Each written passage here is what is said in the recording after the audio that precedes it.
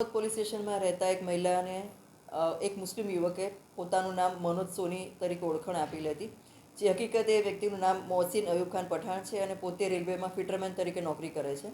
એ વ્યક્તિ આ બેનની જોડે કેટરિંગના કામ સંબંધે કોન્ટેક્ટમાં આવેલો હતો અને પોતાને મનોજ સોની તરીકે ઓળખ આપી અને બેન જ્યારે ડિવોર્સ થયેલા હતા તો એ બેનની સાથે એણે હિન્દુ વિધિ મુજબ લગ્ન પણ કર્યા. સને 2022 એ લોકોએ લગ્ન કરી અને બાપોદ વિસ્તારમાં જોડે રહેતા હતા. બેનને જાન્યુઆરી મહિનાની 14મી તારીખે ખબર પડી કે આ વ્યક્તિ ખરેખર તો મુસ્લિમ છે અને હિન્દુ નથી. ત્યારે બેને પ્રતિકાર કર્યો તો એ વ્યક્તિએ બેનને મારઝૂડ કરવાનું શરૂ કરી. એમના બાળકોને પણ કીધું કે એને મારી નાખશે અને બેનને અને બાળકોને મુસ્લિમ ધર્મ અંગીકાર કરવા માટે ખૂબ દબાણ કરવામાં આવ્યું અને એમને પરેશાન પણ કરવામાં આવ્યા. જેથી કંટાળી અને હિંમત એકત્ર કરી અને બેન પોલીસ સ્ટેશન આવેલા અને એમની બેનની ફરિયાદ દાખલ કરવામાં આવેલી છે અને સાથોસાથ આરોપીને પણ અટક કરી લેવામાં આવેલો છે.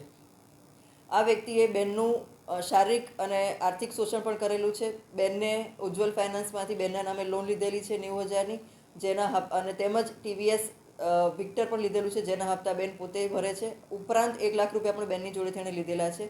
આમ આ વ્યક્તિએ પોતે મુસ્લિમ હોવા છતાં હિન્દુની ઓળખ આપી અને બેનની સાથે લગ્ન કરેલા છે અને જે રેલવેમાં સરકારી નોકરી કરે છે, જેને અટક કરી અને કાયદેસરની કાર્યવાહી કરવામાં આવી રહી છે. અન્ય મહિલાઓ માટે આપણે શું સંદેશ આપશો?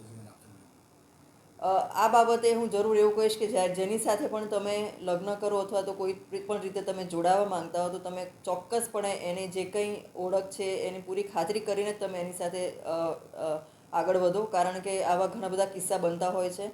અને આ જ વ્યક્તિએ જ્યારે એની ઓળખ આપી તેણે એવું કીધેલું હતું કે મારા ઘરમાં કોઈ જ નથી અને હું એકલો જ રહું છું, અને બેને વધારે તપાસ નહોતી કરી. બેન ડિવોર્સી હતા એટલે કદાચ એમને વધારે તપાસ કરવાનું વ્યાજબી નહીં લાગ્યું હોય. પરંતુ આ બાબતે કોઈએ પણ હવે પછી આ એક આપણા માટે એક એવો કિસ્સો આપણી સામે આવ્યો છે કે જેમાં અંધવિશ્વાસ ન મૂકી અને તેમજ પૂરી ખાતરી કરીને જ પછી આપણે આગળ વધવું જોઈએ.